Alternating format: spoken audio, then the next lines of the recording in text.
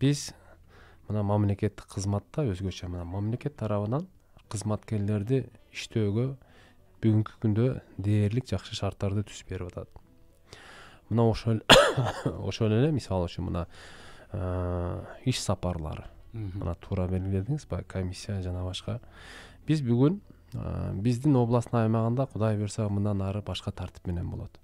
Биринчиден, Баткен областынын аппараты, мына өкүлчүлүктүн аппараты мына район шаарларга чыкканда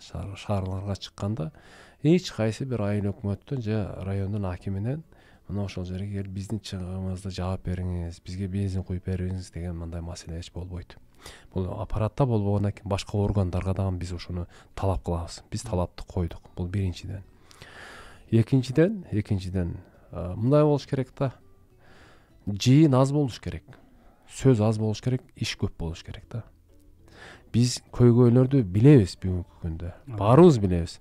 Кайра ошол көйгөйлөрдү элди жетекчилерди жыйнап алып, кайра эле ошол маселени көтөрө бергенден негиз чыгабы? Негиз менин оюмча чыкпайт. Андан көрү ошол киши мисалы үчүн айыл өкмөт башчысыны Баткен областынын өкүлчүлүгүнө келип кеткенге мисалы үчүн, мисалы бир эле мисал келтирейин, теги Нейнектин Ак суу деген айыл өкмөтүнөн же болбосо Нейнектин теги Жаңы Жер айылынан Баткенге келип кеткенге канча литр бензин кетет? Ал бензин кимдин эсебинен кетип атат? Мамлекеттин эсебинен кетип атат. Бүгүнкү күндө заман башка да, цифровизация деп койт. Эмне үчүн ушул маселени телефон аркылуу чечип такташып койсо болбойт?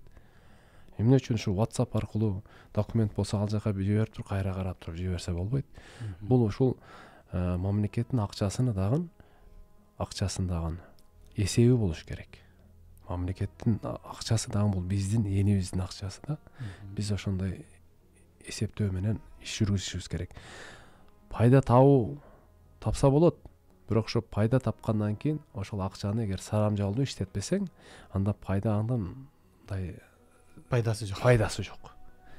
Бул мамлекеттин акчасын дагы биз ошол жеке өзүбүздүн акчабыздай караганга өтүшүбүз керек да. Биз ошого өтсөк, мен ойлойм, бизде жакшы бир коом түзүлөт, жакшы мамлекет түзөбүз.